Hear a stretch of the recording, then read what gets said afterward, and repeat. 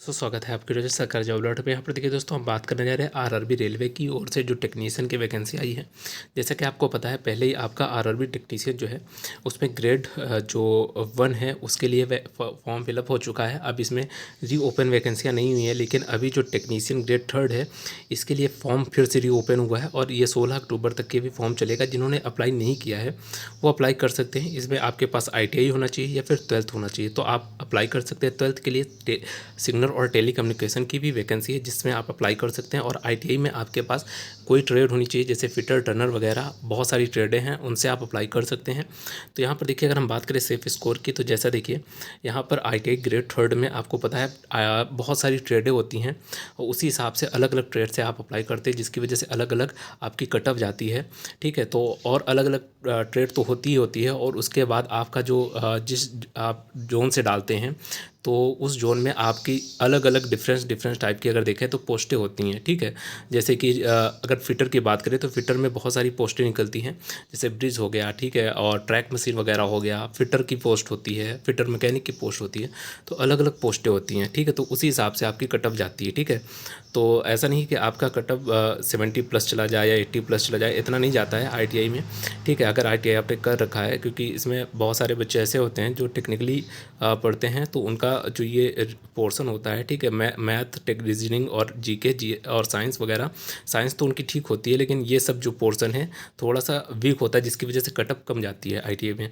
लेकिन यही 12th की अगर बात करें, 12th की कट ऑफ बहुत ज़्यादा जाती है, लगभग 80+, 90+ चली जाती है। पिछली बार की अगर वैकेंसी की बात करें 90+ गई थी। जैसे कुछ जोन थे, जैसे कि आपका हो गया चंडीगढ़ हो गया, या फिर इलाहाबाद हो गया, गोरखपुर हो गया। ठीक है, इस साइड की अगर कट ऑफ की बात करें तो यहाँ पर 90+, अजमेर जोन हो गया, 90+ जाती है। ठीक है, 12th वालों के लिए तो आप लोग इसको अप्लाई कर सकते हैं। तो मानकर चलिए कि अगर आप इसको अप्लाई करते हैं और अगर आपने ITI कर रखा है तो आपका ईज़िली अगर 60 नंबर भी लाते हैं तो भी ये आपका एक तरह से इसमें नॉर्मलाइजेशन होता है। नॉर्मलाइजेशन होकर के आपका 70 के ऊपर पहुंच जाएगा, जिससे आपका सिलेक्शन ईजिली हो सकता है। ठीक है, अगर आपने ITI कर रखा है।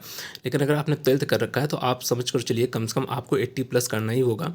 ठीक है, अगर 12th किया, ITI किया है तो आपका 60 अगर क्वेश्चन कर लेते हैं ईजिली तो हो जाएगा। बहुत सारी ऐसी पोस्ट भी होंगी या फिर ऐसे जोन भी होंगे जहाँ आपका केवल 50 क्वेश्चन करेंगे ITI में तो भी हो जाएगा। और जिन्होंने अप्रेंटिस वगैरह कर रखा है ITI से, ठीक है, उन्होंने अगर फॉर्म अप्लाई किया है तो उनका बहुत नॉर्मली केवल पासिंग मार्क नंबर में हो जाता है।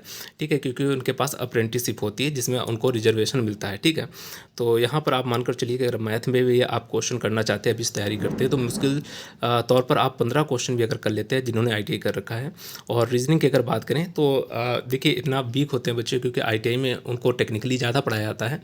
तो मानकर चलिए कि अगर रीजनिंग में भी आप 18 क्वेश्चन कर लेते हैं और GK GS जो है, तो इसकी अगर बात करें तो इसमें ज़्यादा बच्चे ध्यान नहीं देंगे, क्योंकि GK बहुत ज़्यादा वास्ट एरिया है।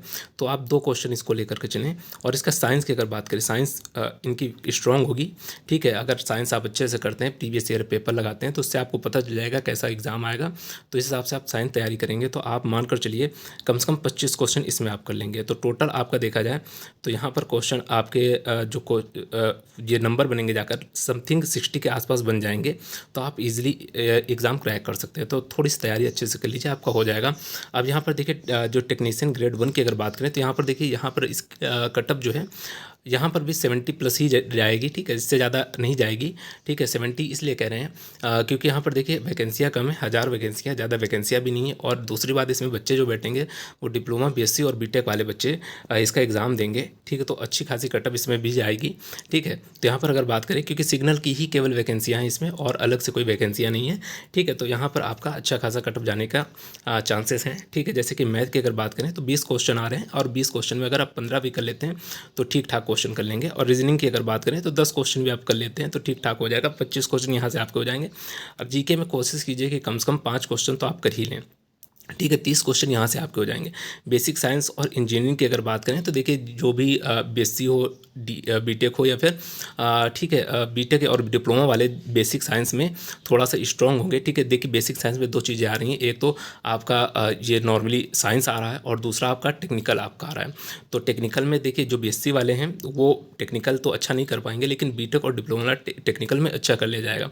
तो मानकर चलिए यहाँ पर भी आप 20 क्वेश्चन अगर आप कर ले जाते हैं तो आपके टोटल 50 क्वेश्चन हो जाएंगे। और कंप्यूटर में अगर आप क्वेश्चन करते हैं अप्रॉक्सीमेटली 15 क्वेश्चन यहाँ पर कर लेंगे तो 65 प्लस आपका बन जाएगा, 65 बनेगा। और उसके बाद यहाँ पर नॉर्मलाइजेशन भी होना है। तो मानकर चलिए अगर 10 से 5 नंबर आपका नॉर्मलाइजेशन हो गया तो आपका 70 से लेकर के 75 नंबर तक के नॉर्मलाइजेशन मिल जाएगा।